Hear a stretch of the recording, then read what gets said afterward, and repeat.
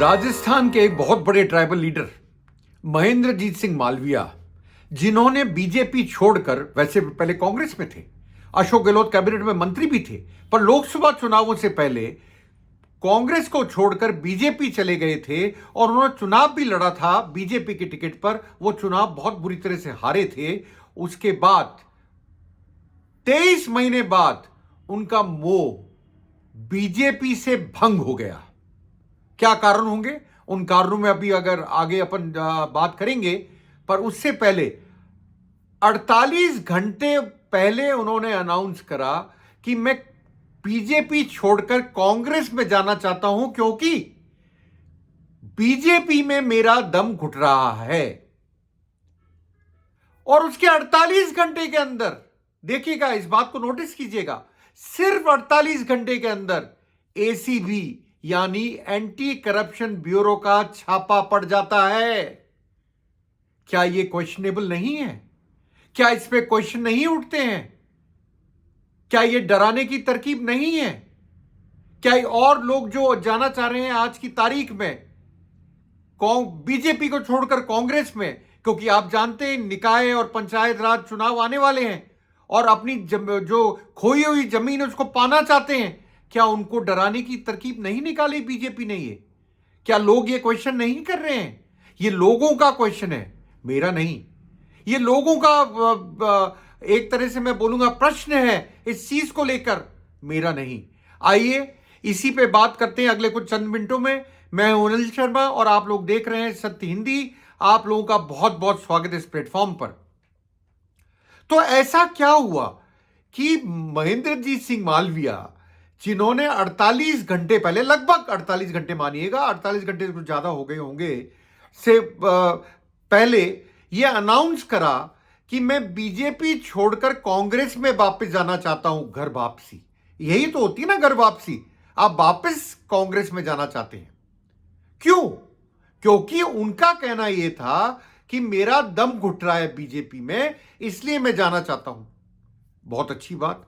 इसमें मदन राठौड़ जो बीजेपी के राजस्थान के चीफ हैं, प्रदेश के अध्यक्ष हैं, उन्होंने एक कमेंट दिया था जो अजीब सा लगता है। मुझे तो इस बारे में कुछ पता नहीं। खैर, महेंद्रजीत मालविया इस चीज को बोल चुके थे, अनाउंस कर चुके थे। गोविंद सिंह डोटासरा जो पीसीसी चीफ हैं, उनके आगे उन्होंने अर्जी भी, या मैं बोलूं एक एप्लीकेशन भी दे दी थी कि मैं कांग्रेस में वापस आना चाहता हूं। उसके 48 घंटे बाद ऐसा क्या हुआ जो एसीपी रेड हो गई? एसीपी मतलब एंटी करप्शन ब्यूरो। ऐसा क्या हुआ आखिर? क्या ये टाइमिंग सही है? तो मैं ये बोलूंगा टाइमिंग पूरी तरह से लोगों के हिसाब से सही नहीं मानी जा सकती। 48 घंटे में क्या चेंज हो गया? 23 महीने से तो आपके साथ ही थे ना, बीजेपी में थे। क्यों भजन लाल जी आपके साथ थे? तब तो आपने कुछ करा नहीं। भजन लाल जी मतलब हमारे मुख्यमंत्री राजस्थान के, 23 महीने तक तो उनके ऊपर कोई रेड नहीं हुई, पर यह रेड एकदम से कैसे हो गया 48 घंटे के अंदर? यह अचंभित करती है और यह टाइमिंग पे ही एक सवाल उठाती है कि ऐसा क्यों? आखिर टाइमिंग पे क्वेश्चन उठ रहे हैं, इसका कारण क्या हो सकता है? इसका कारण दबाव हो सकता है। क्या उन पर दबाव डाला जा रहा है, या उनकी वजह से जो 12 और कांग्रेस के बड़े नेता हैं वो वापस कांग्रेस में जाने की कोशिश कर रहे हैं, उनको डराया जा सकता है? ये लोग बोल रहे हैं। क्या ऐसा है? मैं आपको नाम बताता हूं कौन कौन नेता हैं, वो नेता जो घर वापसी की कतार में हैं। नाम पढ़ता हूं: रामचंद्र सरादना, खिलाड़ी बैरवा, गोपाल गुजर, कांता भील, कैलाश मीणा, महेश मोरदिया, इत्यादि इत्यादि। ये सब जमीन तलाशने के लिए, क्योंकि पंचायत चुनाव और निकाय चुनाव हैं मार्च अप्रैल में, उससे पहले निकलना चाहते हैं और कांग्रेस को वापस ज्वाइन करना चाहते हैं। तो क्या ये टाइम सही था? बीजेपी के लिहाज से देखें तो आज में जितने भी जो राजनीतिक विश्लेषक होते हैं उनसे बात कर रहा था, तो उनका कहना यह था कि शायद ये टाइम बिल्कुल सही है अगर आप देखें तो बीजेपी के हिसाब से, क्योंकि आप डरा रहे हो। आप धमका रहे हो। आप ये बताना चाहते हो कि अगर हमें हमारा साथ छोड़ा तो हम क्या कर सकते हैं। कमाल है भाई, ये कैसा देश है, ये क्या हो रहा है आखिर इस देश के अंदर 48 घंटे में। आप बताइए, मैं आपको थोड़ा बताता हूं कि कहां कहां रेड पड़ी और क्यों रेड मारी गई। मैं आपको सिर्फ ये बताना चाहूंगा डिटेल में कि कहां कहां रेड पड़ी। देखिए, इन्होंने सबसे पहले जो रेड डाली वो उनके पेट्रोल पंप्स पे डाली। उनके पेट्रोल पंप हैं, उन पे रेड डाली गई। महेंद्रजीत सिंह मालविया, एक चीज और आपको बता दूं, अशोक गहलोत कैबिनेट में मंत्री भी थे, ऐसा नहीं है। ये गहलोत की कैबिनेट में मंत्री भी थे और ट्राइबल लीडर के हिसाब से बड़े नेता भी थे। इसमें इन्होंने कहां कहां रेड डाली मैं बता देता हूं। एक डाली कलीजंजरा में भैरव जी कृपा फिलिंग स्टेशन और बागीदोरा में भैरव जी फिलिंग स्टेशन। बागीदोरा वो जगह है जहां से ये विधानसभा चुनाव जीत के आते हैं।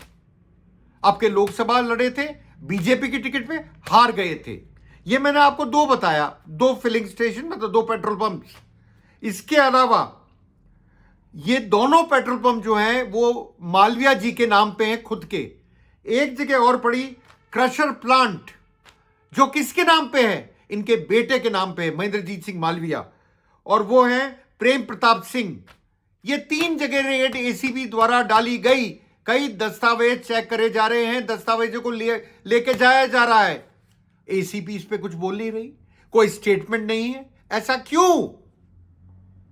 यह अपने आप में समझने की बात है। राजनीतिक विश्लेषक यह भी कहते हैं, क्या टाइमिंग क्वेश्चनेबल नहीं है? मैंने आपको पहले भी बोला, क्या इस पे प्रश्न नहीं उठते? बिल्कुल उठते हैं। ऐसा क्यों? मतलब अगर आप बीजेपी के साथ हैं तो पाक साफ है, और अगर आप बीजेपी छोड़ के कहीं और जाना चाहते हैं तो आप एकदम से साफ नहीं रहते, पाक साफ नहीं रहते, आप में कई खोट नजर आने लग जाते हैं। ये तो मैं बोलूंगा एक तरह से कमाल है भाई। मतलब सच्ची में जो लोग बोला करते हैं वॉशिंग मशीन है, वॉशिंग मशीन है बीजेपी। अगर कोई करप्ट भी है उसको ले लिया, वो वॉशिंग मशीन में धुल के बिल्कुल साफ होकर निकल जाता है। पता ही नहीं कौन सा डिटर्जेंट यूज करती है बीजेपी, ये तो समझ के मेरे परे है। कौन सा डिटर्जेंट लगाती है जिससे सब साफ हो जाते हैं, और दूसरे में जाती वो जो मेरी शर्ट तुम्हारी शर्ट से सफेद कैसे, इस पे आ जाते हैं। ये तो कमाल हो रहा है। इस देश में आखिर चल क्या रहा है, मैं आगे बताता हूं आपको। और इसमें मंगलवार को ये छापे पड़े, मंगलवार को ये छापे पड़े, मतलब कल 48 घंटे बाद, कल से 48 घंटे पहले उन्होंने अनाउंस करा था। देखिए, मैं आपको ये बताना चाह रहा हूं। और ये जो छापे डाले गए थे, ये जयपुर की टीम गई थी जिन्होंने ये छापे डाले थे, एसीबी की, एंटी करप्शन ब्यूरो की, जो कि स्टेट गवर्नमेंट का पार्ट होता है, वो टीम गई थी। आप समझिए इस बात को, उन्होंने वहां जाके छापे डाले हैं। कहां पे? बांसवाड़ा में और उसके आसपास के बेल्ट में। मैं और कुछ देख रहा था तो मुझे याद आया, मालविया ने 19 फरवरी 2024 को कांग्रेस छोड़कर भाजपा ज्वाइन की थी। उनसे ठीक पहले कांग्रेस नेता दिनेश खोडानिया, जो वहीं से आते हैं, कांग्रेस नेता के ठिकानों पर ईडी की कार्रवाई हुई थी। इस दौरान मालविया पर भी ईडी की कार्रवाई होने का डर था, चर्चाएं थी, पर क्योंकि वो कांग्रेस छोड़ के बीजेपी चले गए थे तो किसी ने वो बिल्कुल साफ हो गए थे, पाक साफ हो गए थे।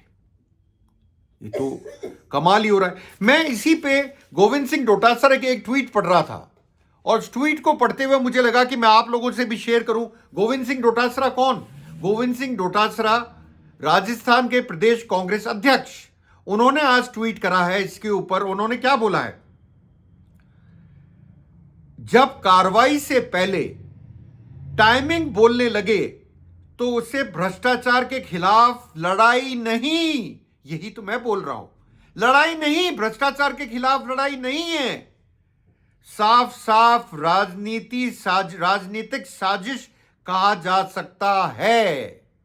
क्या यह पॉलिटिकल है? ये डोटासरा जी बोल रहे हैं, क्या ये पॉलिटिकल है? लगता तो कुछ ऐसा ही है। अगर आप ऑन द फेस देखें तो आपको यही लगेगा ये पॉलिटिकल इशू है, बड़ा पॉलिटिकल इशू है। आप समझिए इस बात को। आगे बोलते हैं, ईडी सीबीआई के बाद अब एसीबी को भी राजनीतिक हथियार बना देना एक एजेंसी की नहीं बल्कि पूरे सिस्टम की विफलता को उजागर करता है। किसको उजागर करता है? ईडी सीबीआई और एसीबी को भी राजनीतिक हथियार बना देना एक एजेंसी की नहीं बल्कि पूरे सिस्टम की विफलता को उजागर करता है। आगे उन्होंने बड़ी अच्छी बात करी। वो आगे लिखता है, इतना खुला खेल मत खेलिए साहब, खेल खुद ही बेनकाब हो जाए। आज एसीबी की हर कार्रवाई पर सवाल खड़े हो रहे हैं। डीजीपी साहब, ये देखिए क्या बोल रहे हैं, डीजीपी साहब मतलब director general of police, Rajasthan सरकार के, राजस्थान पुलिस की साख बचाइए। ये बात बिल्कुल डोटासरा जी मैं बोलूंगा सही बोल रहे हैं। क्या इससे साख जो है एसीबी की कम नहीं होगी? क्या टाइमिंग पे क्वेश्चन नहीं उठेंगे? क्या ये पॉलिटिकली मोटिवेटेड नहीं लगेगा? लगेगा, बिल्कुल लगेगा। ये ज्यादातर राजनीतिक विश्लेषकों को मानना है, ये लगेगा, क्योंकि टाइमिंग को लेके कई चीजें पूछी जा रही हैं। एनीवे, आप लोग इस पे जरूर अपने कमेंट कीजिएगा। मिलता हूं जल्द अपने नए वीडियो के साथ। आप लोगों का बहुत बहुत धन्यवाद मेरे से जुड़ने के लिए। ऐसे ही आप देखते रहिए, लाइक करिए, सब्सक्राइब कीजिए, फॉलो कीजिए सत्य हिंदी को। बहुत बहुत धन्यवाद।